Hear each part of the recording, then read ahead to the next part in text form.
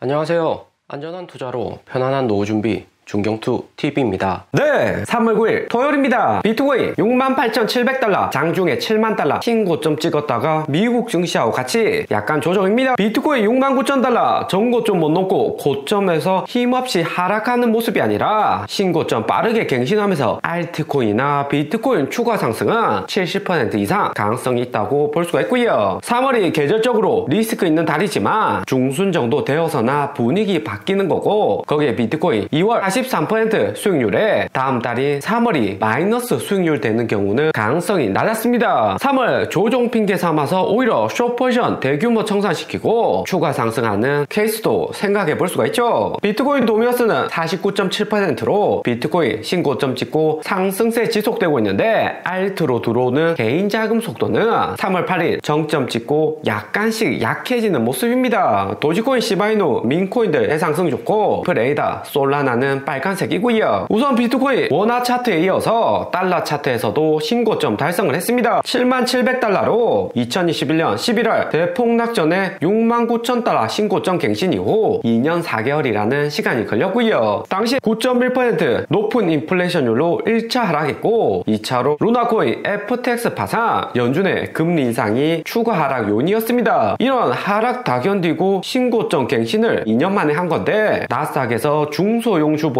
빅테크 따라서 상승하는 추세와 비슷하고요. 애플, 마이크로소프트, 엔비디아 등 우량주들 전고점 갱신을 많이 했었고, 비트코인도 이렇게 신고점 갱신했다는 것은 더 이상 고변동성 펀드멘탈 약한 자산이 아니다 반증이기도 합니다. 금골드 ETF처럼 4년 내내 상승할 수 있는 자산이 될 수 있는 기로에 선 것도 비트코인이고요. 비트코인은 금보다 휴대하기 편한 가치 저장 수단이고, 천문학적으로 찍어내는 미국 국채를 흡수하는 자산이기도 합니다. 바이든 대통령이나 SEC가 적극적으로 코인 시장 키워준다면 코로나 이후 시장에 대량 풀린 유동성을 코인이 흡수를 해주고 인플레이션율도 낮추는 역할을 하고요. 결국 연말에 바이든 대통령 대선도 긍정적으로 움직일 수가 있습니다. 이번뿐만 아니라 미국이 계속해서 유동성 늘릴 것은 자명한 사실로 코인의 가치 재증명은 지속될 것으로 보이고요. 그리고 새벽 동안 바이든 대통령 국정연설이 있었습니다. 상원 국회의원들 다 모아놓고 중국과의 경쟁을 원하지만 충돌을 원하지 않는다. 미국이 21세기 중국이나 어떤 나라와 경쟁해도 이길 수 있는 강력한 위치에 있다고 이야기를 했습니다. 지난 임기 내 한국, 인도, 일본과 파트너십 재활성화해서 중국과의 직접적인 마찰은 피했다고 하고요. 거기에 전임자라는 단어 13차례 사용하면서 트럼프 전 대통령 임기 내 정책을 비판했습니다. 바이든 대통령과 차별화를 시도하는 거죠. 코로나 당시 집권 이후 미국 증시나 경제 상황만 봐도 잘했다는 평가가 우세하고요. 하지만 나이가 80세 고령이라서 혹시나 임기 중에 별세하지 않을까 우려도 높은 상황입니다. 대신 워렌 버핏 90세 이상 건강을 유지했기 때문에 재선 기대감도 높고요. 국정연설 이후 미국 증시든 엔비디아 마이너스 5% 하락하고 테슬라, 메타도 추가 하락했습니다. 엔비디아나 마이크로소프트 미국 증시 주도하는 주식인데, 주도주 주가 하락하면 비트코인이나 반도체 주식도 분위기 꺾일 수 있는 영향이 있죠. 그런데 엔비디아 주가 자세히 들어보면 하락 추세로 전환한 것이 아니라 바이든 국정연설 긍정적이라서 970달러 고점 찍고 조정이 왔고요. 장기적으로 빅테크와 경쟁에 직면할 것이라는 전망도 나왔습니다. 엔비디아의 마진율은 60%로 원가 대비 수익률이 매우 높다 보시면 되고요. 애플은 아이폰 한 대 팔면 25% 마진율 남기고, 테슬라는 18%, 마이크로소프트는 40% 마진율이고요. 원가에 들어가는 돈 대비 돈을 많이 버는 엔비디아 같은 산업은 결국에 새로운 경쟁자들 진입할 가능성도 높은 분야죠. 너도 나도 돈 된다면서 투자를 하는 거고, 엔비디아 그래픽카드, AI, 반도체를 애플이나 테슬라, 메타 등 빅테크들 직접 개발하며 엔비디아 마진율은 하락하는 구조입니다. 애플, 테슬라만 해도 자체 반도체 설계하는 능력을 가지고 있고, 애플은 오래전부터 직접 반도체 전 제품에 사용을 하고 있고요. 그래서 장기적으로 소프트웨어 부분에서 폭발적인 매출 증가 없다면 엔비디아 GPU 재고 쌓이고 주가도 하락할 것이라는 전망이죠. 그런데 이런 전망은 2021년 불장에서도 자주 나왔던 이야기입니다. 조정시키려는 핑계다 볼 수가 있고요. 애플 테슬라가 자체 팹리스 반도체 설계를 해도 엔비디아만큼 성능 못 가져오니까 엔비디아 주가가 급등을 하는 거죠. 2021년 테슬라도 자율주행 반도체 직접 설계를 했지만 계속해서 설계 담당자 바뀌고 결국에는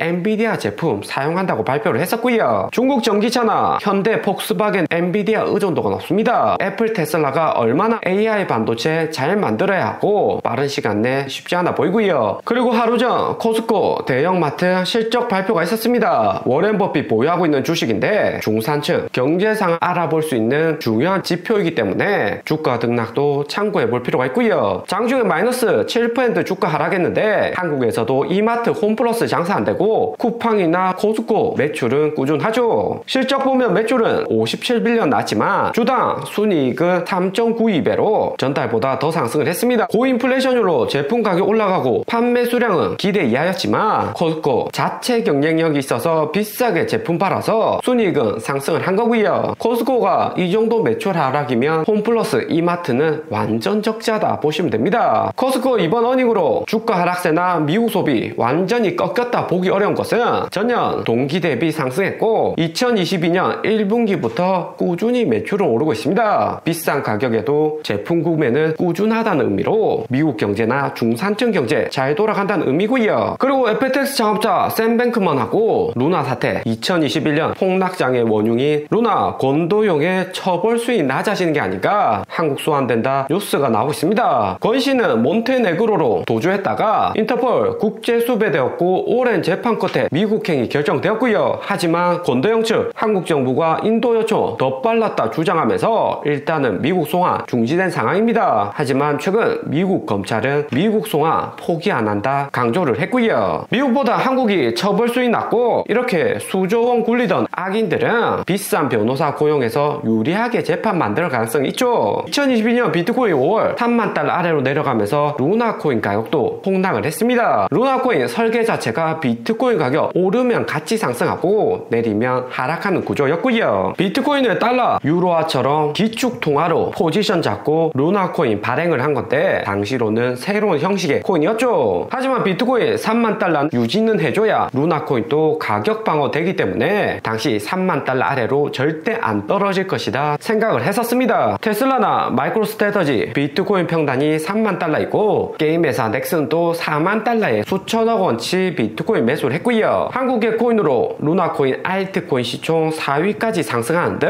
한국이 코인 종주국으로 살아나나 했지만 연중 고금리와 지속된 코인 악재 결국 파산으로 이어졌습니다. 권 씨가 파산 이후 투자자 회생 위해 방안 만들고 노력하는 모습을 보여줬어야 됐는데 루나코인과 연계된 비트코인 다 팔아치우고 해외 도주를 선택했고요. 비트코인 신고점 찍은 지금까지 루나코인 생존을 했다면 새로운 역사를 쓸 수도 있었는데 당시 권 씨 선택 매우 아쉽다 볼 수 있고요. 그리고 본격 비트코인 신고점 도달하면서 다른 알트코인도 움직이고 있습니다. 비트코인이 원달러 업비트 차트에서 가장 먼저 신고점 갱신했었고 비트코인 따라서 이더리움도 빠르게 고점까지 상승을 했고요. 그러면 어떤 종류의 알트코인들이 향후 비트코인, 이더리움 따라서 신고점 갱신할지 참고를 하시고요. 우선 비트코인 못지않게 상승 좋은 코인은 시바이누 세이코인 같은 신생코인들입니다. 신생코인들 추가 상승까지 고점에 몰려있는 투자자 적으니까 호재 나오면 바로바로 상승하면서 가격도 급등하는 모습이고요. 대신 아크나 비트코인 캐시 같이 1, 2년 전